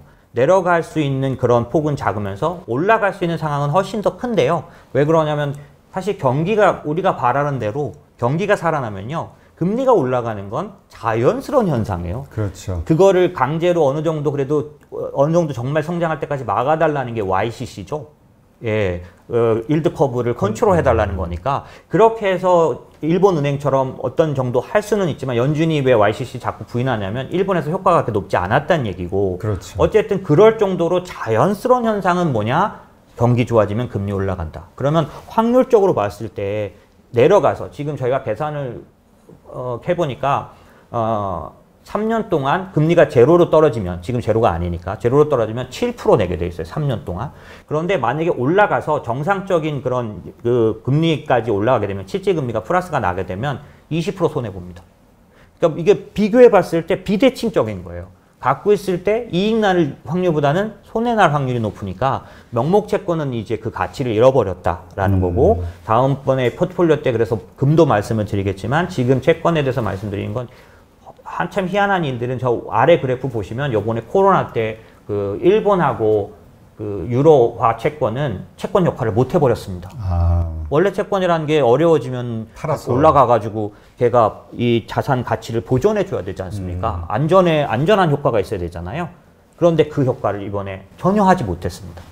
다 마이너스 채권 시대잖아요. 네. 그러니까 그런데 또 하나 이런 점도 생각해봐야 되지 않을까요? 그러니까 하나는 이제 미국 국채가 어떤 그런 안전자산으로서의 그 위치를 잃어버렸다라는 네. 어떤 그 근거에 그 동조되는 현상으로 지금 이제 미국에서 국채를 발행을 할 때 예. 외국 중앙은행들이 참여를 별로 안 한다. 예, 좀 적어지긴 했습니다. 네. 미국 국내 은행들이 예, 이제 거의 영향은 나타나는 것 같습니다. 그리고 또 하나는 그럼에도 불구하고 중국 말씀하셨는데 지금 미국 국채 우리도 뭐 외환 보유고 자체가 미국과 중국과 우리 한국 여기가 뭐 1조 1,000억 뭐 이런 식으로 많이 가지고 있잖아요. 네, 맞습니다.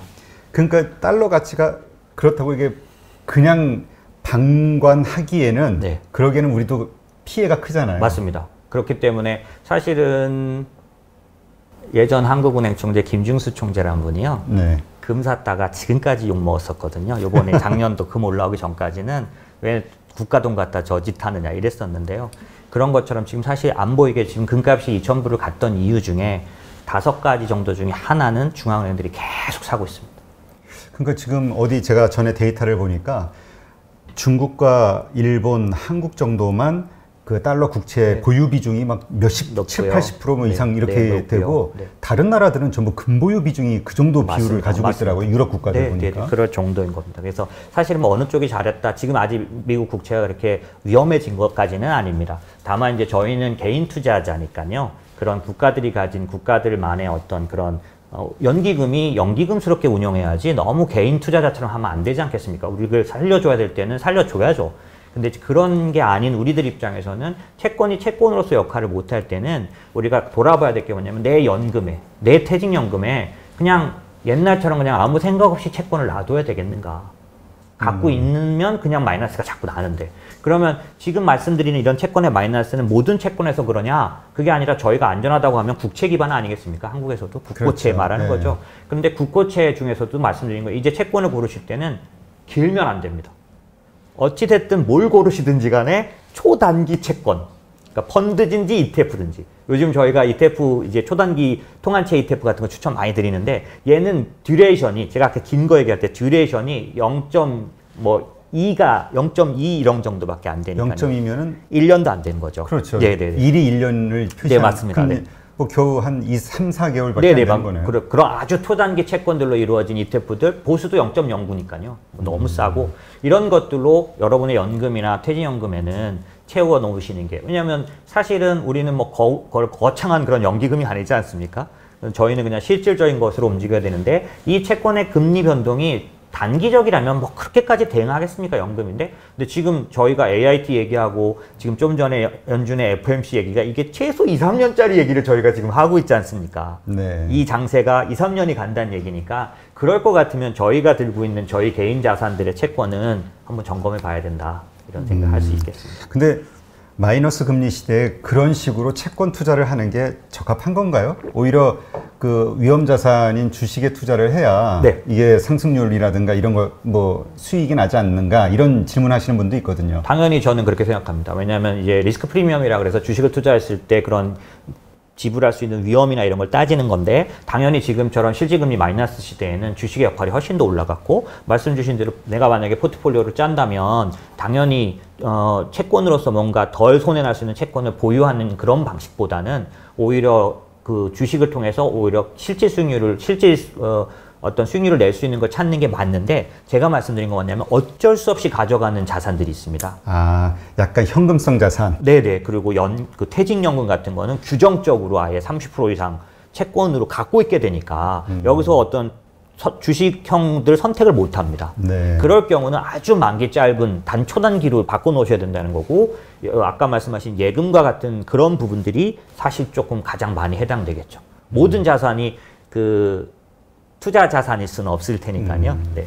그러니까 그러면 3개월, 4개월 후에 그게 이제 만기가 되면 또 그 정도로 또 연장하고 또 새로 들고. 이제 그런 부분을 본인이 채권으로 하면 그렇게 좀 힘드니까 이거를 그렇게 운영해 주는 게 ETF든지 펀드지 않습니까? 네. 네. 초단기로만 운영해 주는 펀드, 초단기로만 운영해 주는 ETF. 거기에 이제 상품을 매입을 하는 거죠. 네네. 왜냐면 요즘은 퇴직연금도 ETF를 살 수 있게 돼 있기 때문에 제가 말씀드린 것처럼 뭐 통한채 초단기 ETF 이런 거 사시면 보수도 0.09인데다가 뭐 만기가 뭐 3개월, 4개월짜리들로 쭉 돌아가기 때문에 이게 무슨 얘기냐면 만약에 여체에서 금리가 올라갔을 때 내 퇴직연금에 마이너스 영향을 주면 안 된다는 거죠. 이 채권 부분이.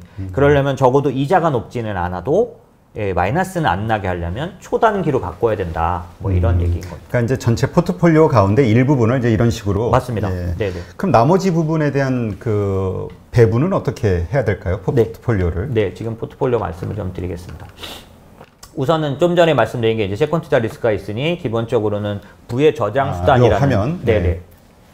이제 말씀드린 것처럼 향후에 포트폴리오를 할 때 중요하게 포인트로 생각하실 두 가지가 있는데 하나는 뭐냐면 다각화. 어느 때보다도 그 자산 간의 상관관계가 깨져 있다. 그러니까 옛날에는 비슷비슷하게 같이 움직였다면 지금은 아예 다르게 움직인다라는 거고요. 두 번째는 국가 간, 그러니까 지역별로 이게 같이 안 움직이니까 분산해야 된다라는 두 가지 커다란 원칙에서 봐야 하고 채권이 부의 저장수단 그런 위치를 잃어버렸기 때문에 그에 대응하기 위한 그런 안전하고 어떤 방어적인 포트폴리오가 필요한데 그거에 대안으로는 금 정도, 그 다음에 물가채 정도를 저희가 볼 수 있다라는 겁니다. 네. 예, 금 같은 경우에는 실제로 달러 약세라서 금에 대해서 어떤 매력이 있다 이렇게 말하는 부분이 많았는데 그거 외에 향후에 실질금리 하락 국면이기 때문에 더욱더 금 투자를 해야 될 것 같다. 그래서 예를 들면 지금 2,000불 가까이에서 금을 사신 분들은 지금 끌탕하시죠. 왜냐하면 금도 지금 뭐 떨어지고 정체돼 있고요. 그 다음에 시장 자체가 조정을 하니까 상당히 불안하신데요. 금 같은 경우에는 그런 부분에서 덜 불안하셔도 될 것 같은 게 아까 말씀드린 것처럼 만약에 연준이 만들어내고자 하는 그런 리플레이션 장세라는 것들이 사실 확률적으로는 재정정책이 효과적으로 이루어져서 인플레이션이 다소 나타나면서 경기가 좋아질 시간을 벌 수 있는 그런 상황이 온다면 그때 인플레이션은 아주 과다한 인플레이션은 아니기 때문에 실질금리라는 공식이 어떻게 되냐면 명목금리에서 인플레이션을 빼면 실질금리인데 인플레이션이 빼는 숫자가 커지면 커질수록 실질금리 부분은 마이너스가 되니까 이런 면에서는 실질금리 마이너스 국면을 저희가 그냥 좀 예상하는 게 필요한데 그렇게 예상해 보면 거기에 제일 대응하는 자산은 금이다. 예. 그리고 워렌 버핏이 상품 투자를 많이 한 이유는 상품도 거기에 좀 해당됩니다. 그래서 원자재 관련된 것들도 실제로 실질금리 마이너스, 인플레이션이 다소 나타나는 시기에서는 아주 좋은 효과 수단이고 그러다 보니까 워렌 버핏 같은 사람은 상품 지금 몇 개 사드린 게 대부분 상품 쪽이고 이런 것들은 그런 의미고 저희 개인이 상품을 투자하기, 원자재 투자하기는 조금 쉽지가 않아서 그렇죠. 그걸 하려고 하시면은 제가 생각하기에는 ETF로 원자재 섹터 ETF 같은 것들을 하시면 좀 좋을 것 같다. 이렇게 말씀을 드릴 수가 있고요. 네. 금은 그런 면에서는 지금 조금 높은 가격에 사셨어도 크게 불안하게 안 보셔도 될 것 같고 그 다음에 2,000불이 너무 부담스러우시면 저희는 무조건 매달 사자. 적립식으로? 네, 매달 사자. 그래서 국내 ETF 중에도 금 ETF 있고요. 해외 ETF 중에도 금 ETF가 있으니까 예전에는 실물 금을 사야 되지 않느냐 이렇게 말씀하셨는데 지금 해외 ETF 중에서는 금으로 바꿔주는 ETF가 있습니다. 그러니까 실물 금을 투자한 효과를 낼 수 있도록 되어 있는 것들이요. 그런 것들을 고르시면 금 투자하는 거는 가능하실 것 같고요. 네. 두 번째는 아까 저희가 시나리오 중에서 재정정책에 서로 간에 트러블이 생기면서 정부가 재정정책 못 써버려가지고 디플레이션에 빠질 수 있지 않느냐. 그래서 거기다 또 다른 요인, 코로나라는 팩트가 만약에 상당 부분 생각대로 안 돌아가서 지금 파우치 소장이 말한 게 나오기는 올해 안에 나올 수 있지만 일반인들이 맞을 수 있는 건 내년 연말이 아니겠느냐 이렇게 말했다면 지금 당장 저희가 이번에 명절도 걱정하고 이번 겨울도 걱정을 하는데 그런 식으로 셧다운이 다시 되거나 이런 식의 그런 코로나, 물론 그건 기대하는 건 아닙니다. 만약에 그런 게 나타났을 때 이런 식으로 나타나는 위험일 때는 어떤 현상이 나타나냐면 셧다운이기 때문에 실업률로 나타납니다. 일을 못 해버리기 때문에. 그렇죠. 다시 소득도 끊기고. 네, 맞습니다. 그래서 왼쪽에 화면 보시면 이거 이제 브리지워터스에서 다 데이터로 조사한 건데 섹터별로 실업률에 얼마큼 민감한가입니다. 그래서 디플레이션 상황이 왔을 때 캐시플로우 안정성이 얼마큼 높으냐를 계산한 거고요. 이 화면은 약간 흐리긴 한데 보시면 에어라인이라든지 이런 그 항공업은 위에 있는 5%가 뭐냐면 실업률 숫자예요. 큰 거 5%, 10%, 15%, 20%가 실업률. 실업률이 5%일 때 항공업은 그 영향이 마이너스 38%를 받는 거죠. 네. 실업률이 5%만 가도. 지금 저희가 요번에 그 최근에 발표나고 있는 게 7%대 미국 같은 경우는 그리고 좀 긍정적으로 내년까지 가면 5%를 보이지 않습니까? 그러면 만약에 조금 더 적극적으로 봐서 만약에 실업률이 10%다. 그러면 오른쪽 두 번째 화면 보시면 항공업은 85%가 이익 감소됩니다. 아, 네. 그러니까 이게 섹터, 우리가 어디의 섹터가 더 크게 예. 그 영향을 받는지에, 덜 받는지에 대한 그런 거네요. 예, 그 맨 밑으로 와 보시면은 그 푸드 관련돼서는 보시면은 실업률이 5%일 때도 이익이 3%밖에 안 줄어듭니다. 그리고 실업률이 10%를 가도 이익 감소율이 10%밖에 안 돼요. 그러니까 제가 말씀드린 게 뭐냐면 만약에 우리가 디플레이션 장세를 대비한다거나 이럴 경우에는 포트폴리오 안에 저렇게 셧다운이나 이런 식으로 해서 디플레이션 현상, 실업률에 의한 민감도를 조사해 봤더니 오른쪽에 있는 그런 기업들 보시면 아마존부터 해서 홈디포, 맥도날드, 나이키, 로우스 뭐 이런 것들 뭐 이런 말하자면 소비재 중에서도 오른쪽에 제가 임의 소비재, 경기 소비재 써놨거든요. 그 컨슈머 디스크리셔너리라는 그런 섹터가 있고요. 컨슈머 시클리칼이라는 게 두 개 같은 섹터입니다. 그러니까 저런 섹터를 투자하는 ETF들이 여러 개 있어요. 네. 지금 제가 보여드린 종목들은 그 중에 하나의 어떤 섹터 ETF를 종목을 그냥 깐 건데 저런 종목들이 앞으로 경기가 디플레이션 같은 이렇게 안 좋아지는 국면에서도 이익 감소 예상치가 작기 때문에 주가가 빠질 가능성이 적죠. 네. 그러니까 디플레이션 장세나 디플레이션 위험을 대비한다는 면에서는 아까 이제 또 하나 제가 빠뜨린 게 뭐냐면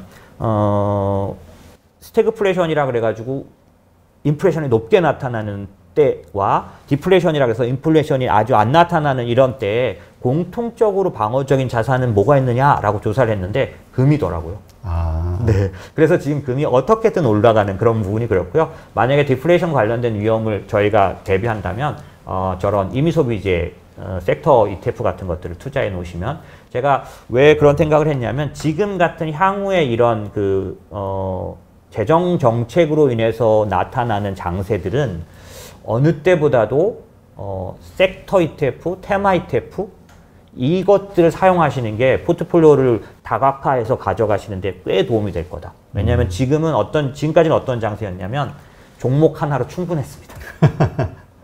그런데 네. 이제는 조금씩 아예 섹터에 대한 ETF로 네네. 전체를 섹터를 사야 되는 네, 거예요. 맞습니다. 왜냐하면 그 안에 요번에도 뭐 보셨지만 LG화학 그 극강 LG화학이 저런 주제 때문에 저렇게 예, 빠지고 있는데 저거 지금 뭐 그 개인주의 행동주의 개인 투자자들이 뭐 소송한다고 막 그러는데 저거 사실은 문제가 크게 없는 그 외국인 기관들은 사고 있지만 주가는 얼마나 흘러내릴지 모르겠어요. 그렇죠. 네, 이런 어떤 현상을 피하려면 개별주보다는 그 섹터를 통째로 사는. 그래서 저 뭐 예를 들면 2차 전지 섹터 ETF 같은 데 보면은 LG화학도 들어있지만 삼성 SDI도 들어있고 예, 이렇게 돼 있어서 어쨌든 저는 지금 포트폴리오에서는 섹터 투자 그리고 테마틱 ETF라는 게 있는데 그런 투자를 좀 추천을 드린다라고 말씀드리고 싶고요. 네. 다음에는 이제 이런 거에도 지금 이제 저희가 장 조정을 했습니다. 며칠간 조정했고요. 이 시장의 이슈들이 나왔는데 이 사이에 끄떡도 안 하고 올라가고 있는 쪽이 하나 있습니다. 그게 뭔가요? 그게 그린 뉴딜 관련된 얘기 신재생 에너지 쪽입니다. 네. 이거는 그린 스완이라고 표현을 하시네요. 네네. 왜냐하면 저게 이제 블랙 스완에서 온 말이고 이제는 그린 관련된 정책에 참여하지 않는 기업이나 국가는 블랙 스완 같은 상태가 된다.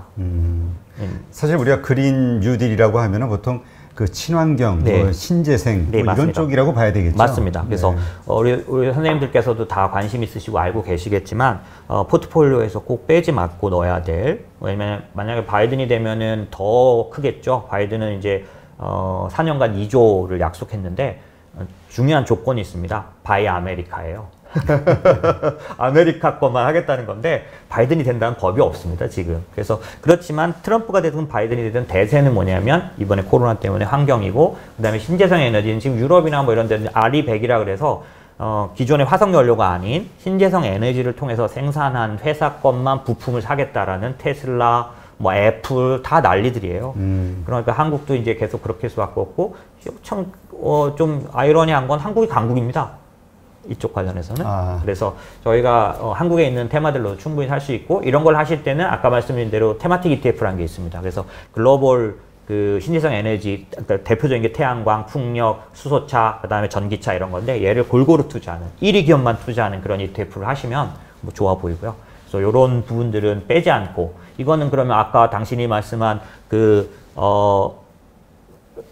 디플레이션, 스태그플레이션 뭐 이런 거에 대해서도 다 만능인 거야? 뭐 이렇게 말씀하시면 사실 뭐 모두 만능이라고 말씀드릴 수는 없지만 요번 조정 같은 경우에도 조용히 한쪽에서 올라가고 있었다.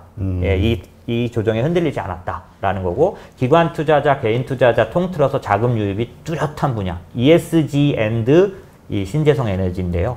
대부분 신재생 에너지가 ESG와 만나 있기 때문에 그런 쪽은 좀 관심을 가지시는 게 필요하다 이런 생각이 들고요. 이제 마지막으로 제가 넣은 거는 이제 어떻게 하다 보니까 중국 얘기가 또 나온 건데 일반적으로 이제 중국 시장이나 이런 데들은 어떤 전망이 좋은 반면에 어떤 게 있냐면 정책 리스크가 너무 커서요.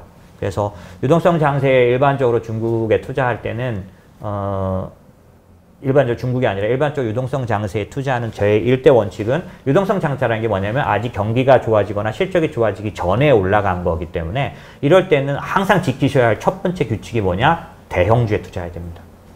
대기업에 투자해야 됩니다. 왜냐하면 또다시 겨울이 온다면 아까 말씀드린 디플레이션, 모든 거에 실패하고 스태그플레이션 이런 것들을 가게 될 경우 믿을 수 있는 건 결국 규모예요. 그래서 어느 나라를 투자하든 어떤 분야를 투자하든 대형주 위주로 하셔야 되고요. 그거는 지금까지 여러 차례 유동성 장세마다 검증된 거니까 아주 중요한 원칙이시고요. 그러면 중소형주 언제 투자하냐? 여름 장세에 가서는 정말 실적 좋아지고 정말 경기 좋아져서 올라가는 장세가 오면 그때는 중소형주 진짜 할 수 있는 때고요.